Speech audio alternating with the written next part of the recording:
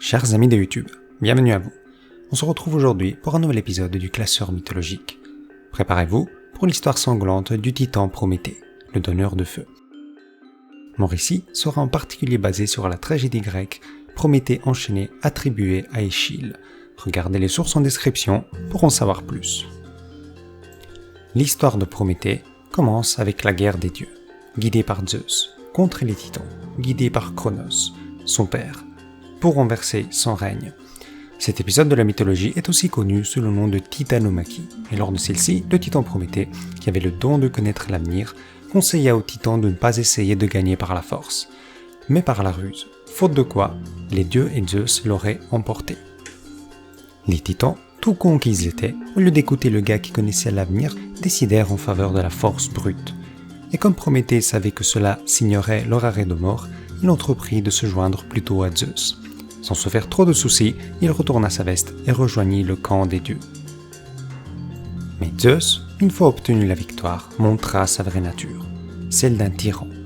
Peu soucieux de s'occuper des hommes, il avait dessein de les exterminer.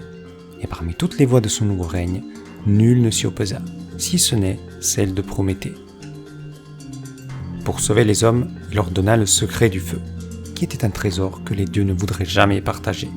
Aussi, Prométhée enseigna aux hommes toutes les pratiques et arts qui leur permettraient de se développer et accéder à de plus grandes connaissances.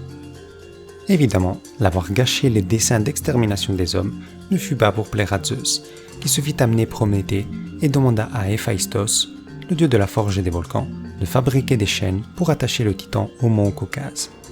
Prométhée finit alors enchaîné au rocher, et Zeus le condamna à subir un supplice éternel. Chaque jour, l'aigle du Caucase, symbole de la puissance de Zeus, viendrait dévorer le foie de Prométhée, et chaque jour, celui-ci se reconstituerait, et le supplice recommencerait. Mais ne l'oublions pas, Prométhée avait le don de connaître l'avenir. Et lorsque Zeus le fit enchaîner, il savait déjà qu'un jour, un héros demi-dieu viendrait le sauver. Comme réponse, la Belle au bois dormant, enfin une princesse en détresse quoi. Et ce héros demi-dieu dont je vous parle n'est autre que notre cher champion de la castagne, que j'affectionne tout particulièrement. Et oui monsieur, Hercule. Ce fut Hercule qui délivra Prométhée de son supplice. Le titan avait pu négocier sa libération avec Zeus, en lui ayant fait connaître son avenir, et tout particulièrement le fait que s'il épousait la déesse Thétis, comme il se préparait à le faire, de ce mariage naîtrait un fils qui un jour pourrait le détrôner et prendre sa place de roi des dieux. Ainsi, Zeus put éviter ce mariage et garder la tête sur les épaules. Il demanda à Hercule de libérer le titan, sous réserve que celui-ci garde toujours sur lui une bague contenant un morceau du rocher Caucase, pour signifier son attachement éternel à ce lieu. C'est ainsi que cette version de l'histoire de Prométhée se termine. Nombreuses sont les variantes. Par exemple, d'après Hésiode, auteur de la Théogonie, le feu était déjà connu aux hommes avant que Prométhée le leur donne. Mais Zeus, à la suite d'un gag du titan, avait décidé de le leur soustraire. Et Prométhée s'était mis en avant pour restituer le feu aux hommes.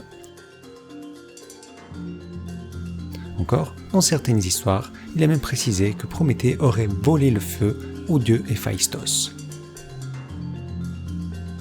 Tout cela pour dire que Prométhée symbolise la constante mythologique du donneur ou transmetteur de feu, c'est-à-dire le mythe, commun à différentes cultures, qui explique comment les hommes ont pu sortir de leur état naturel et sauvage et accéder à la connaissance et la civilisation. Sur ces belles paroles, la vidéo d'aujourd'hui se termine.